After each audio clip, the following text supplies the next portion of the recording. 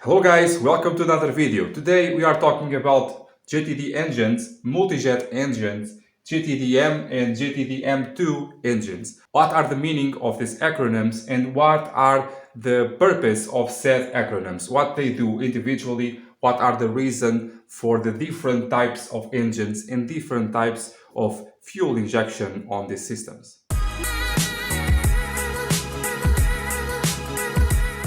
Well, for this video, let me give you a little bit of history of this engine here, of this JTD engine. It appeared on the Alfa 156 in 1997. If I recall, I have seen some Alfas 145 and 146 with this engine, but I do not know if it was for all countries. So for all countries, the JTD engine was for the Alfa 156, okay? It appeared on the beginning with 105 horsepower and then 110 and then 150. It may not seem a lot on several countries that have 200, 300 horsepower engines, but this technology here, each horse, it means a lot, okay? It is really a very responsive engine, very good indeed. Namely these two here that have variable geometry turbos, they are really powerful, okay? So the beginning is on a Unijet, that is the system of the JTD engines, you have one jet per cycle, which means with every combustion cycle, you have one main injection of fuel. Now, the thing is, as you have an electronic injector of fuel, you have a command for the ECU to open this injector at any time it wants. To close the injector, you have a spring on the inside, okay? If it is for the Bosch, the normal Bosch injectors. For the piezo, it is not like that, and we'll get to that later on the video. Despite the fact that these engines do not have piezos, another brands like Volkswagen, PSA, and others have piezoelectric. They are terrible. Yeah, bad injectors. But now we have a control unit that can command this injector at any time. So with that, we can have a different management of the cycle of the injection of fuel. And for that, we can have to the engine to be more responsive, to be more efficient, to be more silent. It is a very silent engine compared to the turbo diesel engines at the time, okay? It has a very smooth running and it is really good at emissions. And that is all about, this is all about emissions, guys, okay? As we are going along on these systems, we can have less and less emissions and more efficiency. Yes, I will talk about DPFs, yes, I will talk about EGRs, and yes, those systems are a bit of a disgrace for modern engines, but that's the way it is, okay? And I will talk a little bit about that. I promise I'll try to do only one video of this stuff, and I'll try not to deviate too much of this video. So let's get right to it. You have a main injection, like the Unijet, one injection only per cycle. Every time the engine rotates of the power stroke, you have one injection of the injector, okay? And if you have a cold start, for example, if it is above 0 degrees centigrade, the spark plug will not do squat, okay? Yes, it will turn on. Yes, it will be useful for a lot of stuff, but it will not create a situation of non-start, okay? If it is above 0 degrees, the glow plug will not be needed for starting the engine. Below, yes, you can need it for a better start, but being a direct injection system, you will not need the glow plug for starting the engine, okay? But you will need that for smoothing the running, the cold start of the engine. And for that, it is aided by the pre-injection jet. You have a pre-injection while the piston is going up. So as soon as you have your exhaust closing, as you have the piston returning to the PMS, you will have a pre-injection, okay? Then when you have your engine at PMS, you will have your power injection, the injection that will make the torque and the power of the engine. And then when you have your exhaust cycle, you will have a post-injection over there, okay? And this will be true for all the systems, except for the main jet, okay? So that really works for smoothing out the engine, for smoothing out not having that clacking noise that was very prevalent on the turbo diesels. My 155 turbo diesel is very noisy because of that. For example, my 156, the sedan one, has this engine, the Unijet. It is really silent, okay, and very powerful. 110 horsepower on that car may not seem like much, but it is really efficient. And that is the name of the game on this system: efficiency and trying to comply with emission standards. And not only that, the pre-injection will prepare the combustion chamber for the main injection, okay? And then the post-injection is for, again, smoothing out the vibrations of the engine and heat up the engine to be able to work at the temperature that was designed for. That's why I have those thermostats over there, and I have a video down below, very old and very awkward video, sorry for that, to help you understand how and the importance of the thermostat, how it works, and the importance of that, okay? Another thing, the glow plug over there will be useful during the pre-injection. Once the engine is hot, the pre-injection disappears, okay? And that may coincide or not, depending on the temperature outside, the temperature of the engine, and the request of the driver for more or less power. Normally it disappears with the glow plug. As soon as the glow plugs turn off, which is not when you turn on the engine, the pre-injection also disappears. The glow plugs may work for 5 minutes, 3-5 minutes, even after you have your engine turned on, okay? So it's very normal for the glow plugs to be on after you have your engine running, okay? And again, the post-injection, the same thing.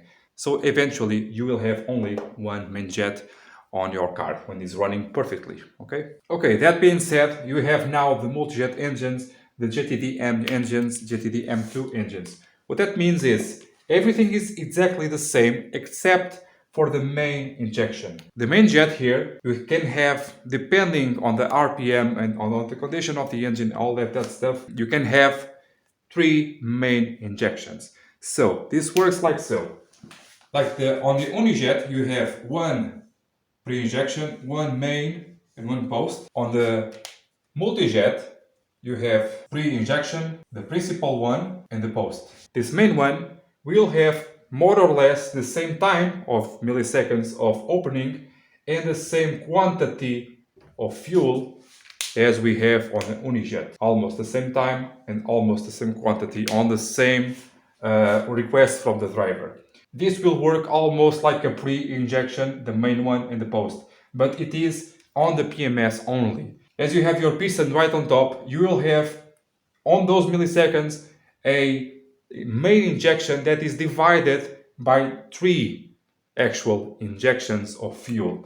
That allows for the combustion to be much more smoother and more powerful without having too much soot. So this divided by 3 or by 5 or by 8 will create a much more effective way of combustion of the diesel fuel. On this JTDm engines, you can have also this, but 1 pre, 1, 2, 3, 4, 5, and 1 post, okay? Same thing here, except you have now 5 instead of 3 when the piston is on top dead center. And on the JTDm2, you will have the same thing, but 1, 2, 3, 4, 5, 6, 8, 7, 8, 7, 8, and 1 post. This will be very difficult, these 2 ones, for the normal injector to perform, but in fact we have only normal injectors, not like normal in electrical mechanical injectors on our cars, on FCA. On PSA we have, and on the Volkswagen and other products, you have a piezoelectric injector to do mainly those 2 ones, because as you have a pulsation of electricity on the injector, you also will have at idle 300 bars of fuel, okay? And waiting behind the injector, it will deliver that pressure on about 3 milliseconds or so. And as soon as you let go of that electricity on the injector, the unit of course, the injector via the spring inside will close again the tip of the injector, as you can understand, okay? So you have a delay on this, okay? As you have this delay, imagine that the engine is at 3000 RPM. It is very difficult for the injector to calculate the delay of the spring. That's why it is coded, actually. Not only for that, but also for that. So it is more easy to use a piezoelectric that does not have a spring inside. What it actually do is to accept a plus and minus to open the injector, and then again a plus and minus, but on reverse to close the injector. That is why it's very dangerous to unplug a piezoelectric injector while the engine is running, because you run the risk, as you take out the plug, the connector for the injector may be not stuck open, but may be open at that time, and you have the pressure actually entering through the combustion chamber and breaking a piston in half. Oh yes. Also, that happens just because. So, yeah, as you have a problem on the injector or the software or the ECU or the wiring or whatever, an injector that is stuck open, being a normal electric mechanic or a piezoelectric, you will crack a piston into. You will, okay? I've seen it a lot and it will happen, okay? So another thing that is relevant here, these three main injections and these 5 and 8 will not happen all of the time. They will happen mainly when the car is cold, mainly below 3000 RPM, and above 3000, and with the engine hot, it will actually turn to 1 again, to Unijet. This 5 will turn to 3 or 2, okay? So it's shapeable, it's moldable to whatever need you need to have. This 8 one is very difficult to catch on this oscilloscope. As we do the technical training, we try to catch these happenings on our equipment, and this 8 one is very, very difficult to catch, but eventually we can catch it. It depends a lot on the condition of the engine, on the request of the driver, on the condition of the DPFs and whatnot. Talking about DPFs, but before, this 8 one can turn into a 5 or to a 3, the 5 can turn into a 3 or to a 1, and so forth, okay? Now, we have also a hidden injection. This serves another purpose. After all this combustion stuff, cycle, torque, power, as the piston is doing the exhaust cycle, the injector will open again, yes, again, and inject a quantity of fuel directly into the exhaust. Passes to the turbo, the cats, the pre-cats, and finally to the DPF or the FAP, two separate things, okay? Two different things with the same purpose but different. And this allows to have fuel on the exhaust fumes. It is flaming hot, it's really, really hot, and in flames actually, and going to aid the DPF to do the regen stuff. The problem with this, you already know, the diesel will go into the oil and raise up the oil level. That is very dangerous. And why does that happen? It can have various culprits. I already did a video about DPFs, leave it on the description below. But very quickly, it works like this. As you have an engine that is not on running temperature, the expansion of the materials is not enough to stop the fuel to run down the engine, okay, run the walls of the cylinders and going to the fuel, and thus not having also a perfect burn on the DPF.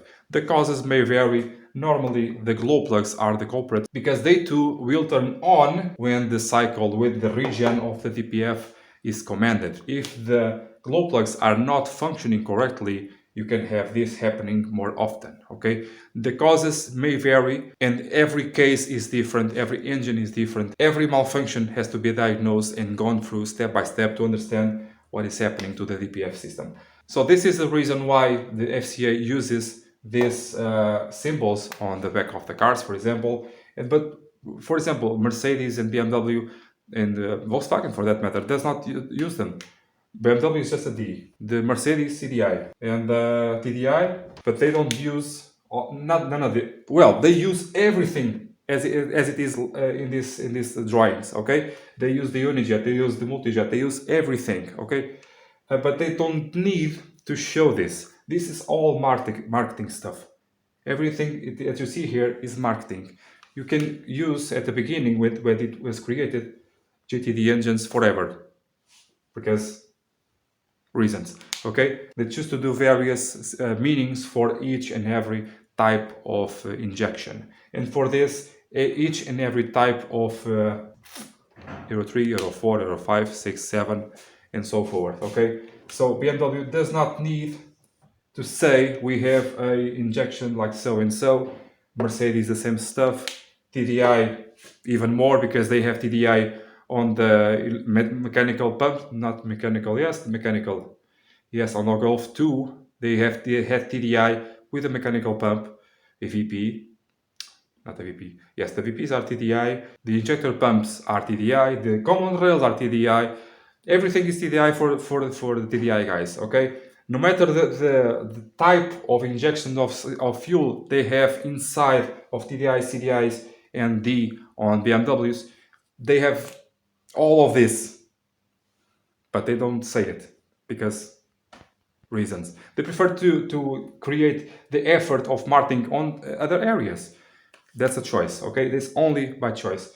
FCA chooses to do the things like this in the meaning of MultiJet, JTD, JTDm, JTDm2, 3, 4, whatever we'll go, is because they have this pre-main post, plus one on the DPF, and so on, okay? On the next video, I'll talk about injectors. I already did a video about that, about coding and whatnot, but I want to talk about correction of injection. How does the engine management knows why and how to correct a injector or a cycle of injection, okay? I hope that video too is not too long, and I hope you like this one and the next one too. See you next time, guys. Bye!